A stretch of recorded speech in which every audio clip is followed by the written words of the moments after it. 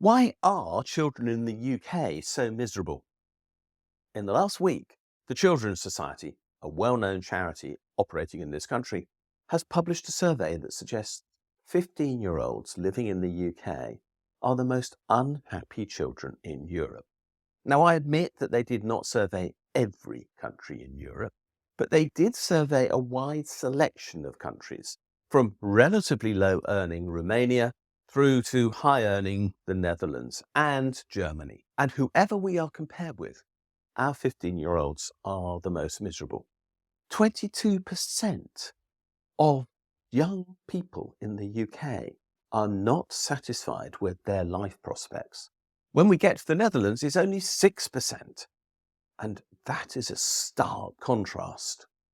So why are young people in the UK likely to be so unhappy? It's a subject to which I've given quite a lot of thought, because quite clearly they have a right to well-being. If you don't have well-being at the age of 15, when are you ever going to get it? Yet it appears that a great many of our young people feel that they are not enjoying it. There are a great many reasons for this, which I think are peculiar to the UK and which we could address, and which Labour should be addressing, although I doubt that it will. Let me run through some of them.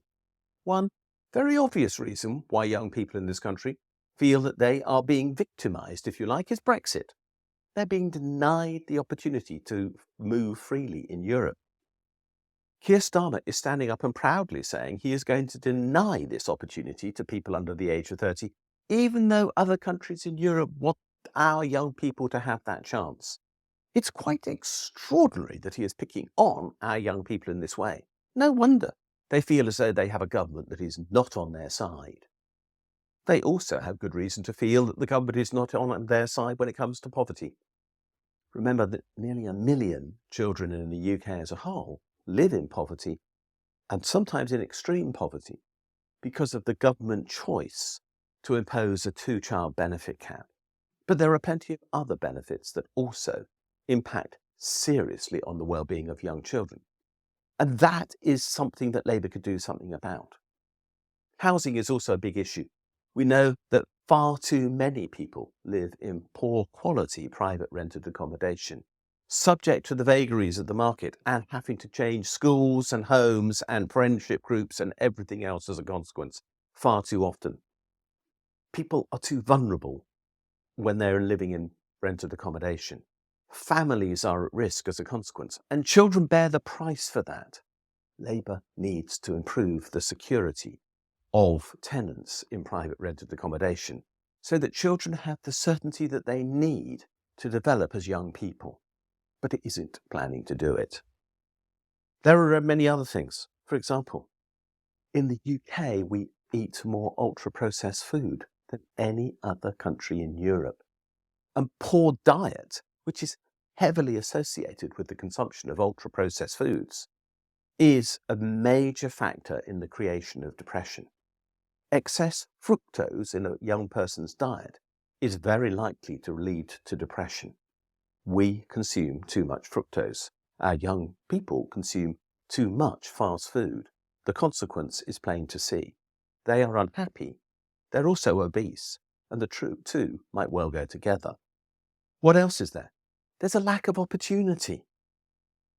Young people are treated as a commodity in the UK. We see that in our education system. Decades of largely Tory, but also Labour, education reforms have tried to standardise the educational process in this country to the point where a child feels as though they are pushed through an education process where they have to perform to pre-agreed standards or they are deemed to be a failure. Michael Gove's insistence that every child must retake English and maths GCSEs, even though the content of much of the syllabus in both those subjects is completely irrelevant to their ability to actually function in the world at large, is a clear indication of this. Quality control of childhood is a feature of our education system, when the ability to explore, explain and understand is ignored. No wonder children feel as though they're being denied opportunity by the education system. that doesn't let them explore who they might wish to be. One of the refrains I often hear amongst my friendship group when we look back at our careers, and that is something we now do, is that most of us did things that we were never told that we were able to undertake when at school. Schools narrowly focus young people on an academic career. That is just so wrong for so many young people. I might have benefited from an academic career because I ended up as an academic, but a tiny proportion of people in this country do, and most do not benefit from the way we teach. Of course, young people are unhappy as a result. And what else is there? There is the political environment. When we have had 14 years of austerity that has deliberately undermined the well-being of people in this country, and with Labour now talking about the fact that there will be more pain, is it really any great surprise that young people are unhappy? Where is the politics of hope that young people should have an entitlement to enjoy? I know it is commonly said that the 1970s were apparently a terrible time to be alive. Well, I'll tell you, I don't believe that was true. And I happened to be growing up and did my teenage years pretty much throughout the 1970s. And they were a great time to be alive for a very simple and straightforward reason. There was hope. I don't think anyone I knew, and I knew a wide range of people in the 1970s, young people that is, felt that we were without prospects. Whether we wanted to be a gardener or a professor or an accountant or a tax official, a civil servant, a builder, whatever it might have been, it was easy to achieve that goal. We all knew that in effect we could do what we wanted. There was an apprenticeship available to us, a genuine apprenticeship if that's what we wanted, not some faux one of the sort now made available by large companies because they wish to use up government funding.